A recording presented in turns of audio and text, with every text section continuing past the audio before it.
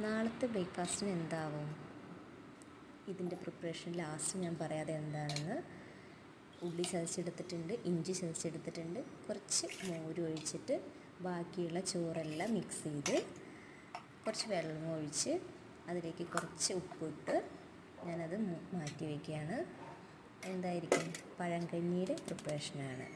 അതിലേക്ക് ചെറിയൊരു ഉപ്പേരി ഉണ്ടാക്കുന്നുണ്ട്, ചെറുപയറിൻ്റെ ഉപ്പേരിയാണ്. ഇതൊരു ഹെൽത്തി ബ്രേക്ക്ഫാസ്റ്റാണ്.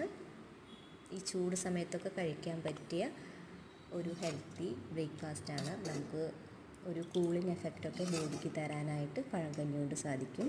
അതുപോലെ നമ്മുടെ ഡൈജസ്റ്റീവ് സിസ്റ്റത്തിലെ ഒരു ഡൈജസ്റ്റീവ് പ്രോസസ്സും അതുപോലെ തന്നെ ഇമ്മ്യൂണിറ്റിയൊക്കെ ഇമ്പ്രൂവ് ചെയ്യാനൊക്കെ പഴങ്കഞ്ഞി കൊണ്ട് സാധിക്കുന്നതാണ്.